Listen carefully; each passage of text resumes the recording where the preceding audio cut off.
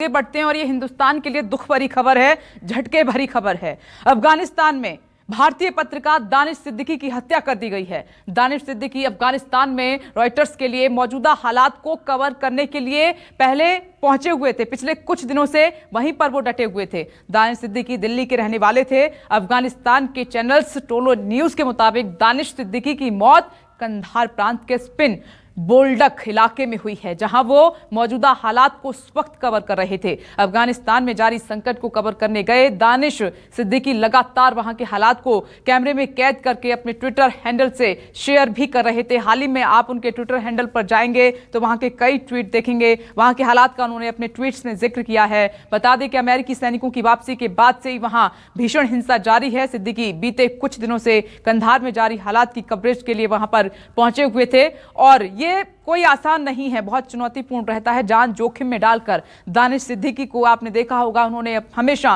Photography की है और तमाम चैलेंज के बावजूद भी वो अपने काम को बखूबी करते रहे। सिद्दीकी ने अपने करियर की शुरुआत एक टीवी रिपोर्टर के रूप में की थी और बाद में वो फोटो जर्नलिस्ट बन गए थे। दानिश सिद्दीकी साल 2018 में अपने सहयोगी अदनान आबिदी के साथ पुलित्जर पुरस्कार जीत चुके हैं। ये उनके काम के लिए सबसे बड़ा अवार्ड उनको दिया गया। उस समय वो पुलित्जर पुरस्कार जीतने वाले पहले भारतीय बने थे और दानिश ने रोहिंग्या शरणार्थी संकट को भी बखूबी कवर किया था और ऐसे ही बहुत उन्होंने ऐसे काम किए हैं जो अभी भी इतिहास के पन्नों में दर्ज रहेंगे। वो सब जोखिम से भरे रहे, जिसमें जान उन्होंने जोखिम में डाली, लेकिन हिंदुस्तान के लिए उन्होंने काम किया वो सच्चाई सामने निकाल कर आए। लेकिन यहां पर अफगानिस्तान में किस वक्त कैसे और क्यों उनकी हत्या की गई, क्यों उनको गोली मारी गई, ये अभी वजह साफ नहीं हो पाई है। लेकिन वहां पर अफगान की स्पेशल फोर्सेस के मिशन पर थे वो और लगातार वहां पर कवर कर रहे थे। डिप्टी एडिटर संजीव त्रिवेदी इस वक्त हमारे साथ मौजूद हैं। संजीव, ये हिंदुस्तान के लिए बहुत सैड न्यूज़ है, दुखद खबर है, दानिश सिद्दीकी का जाना। कुछ वजह पता चली क्यों उनको गोली मारी गई है, क्यों उनकी हत्या की गई है, कौन है उनके दुश्मन? देखिए, दानिश सिद्दीकी एक डेडिकेटेड जर्नलिस्ट इसलिए सिर्फ नहीं कि उन्होंने पत्रकारिता के क्षेत्र में बहुत ही आला मकाम हासिल किया था, पुलित्जर अवार्ड जीता था, बल्कि जो उनका पैशन था जर्नलिज्म को लेकर के, शुरुआत एक रिपोर्टर के रूप में और बाद में फिर उन्होंने फोटो जर्नलिस्ट के रूप में करियर को अपनाया।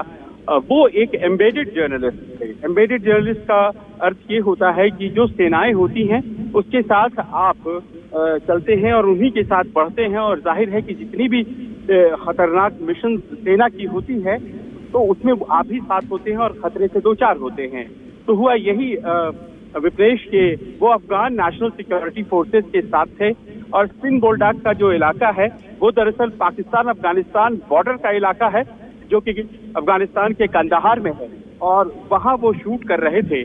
2 दिन पहले भी बहुत जबरदस्त एक हमला हुआ था जिसमें तालिबान ने कोशिश की थी और उन्होंने स्पिन बोल्डक पर कब्जा भी कर लिया था और उसके बाद से अफगान फोर्सेस जिनके साथ दानिश थे वो बढ़ करके उसे छुड़ाने जा रही थी और इसी में आज सुबह जबरदस्त हमला हुआ अफगान नेशनल सिक्योरिटी फोर्सेस पर जिनके साथ दानिश थे और उसी हमले में दानिश की मौत हो गई है। अब से कुछ देर पहले ये खबर आई है और पूरा पत्रकारिता जगत, सब लोग जो दानिश से रूबरू थे, दानिश को जानते थे और वो ऐसे लोग भी जो दानिश के काम को जानते थे, वो सब दुखी हैं। खास बात यह है कि भारत के लिए दानिश एक आंख की तरह थे, एक सच्ची आंख जो कि अपनी तस्वीरों के जरिए भारत को बता रहा था कि दरअसल अफगानिस्तान में इस वक्त क्या हो रहा है।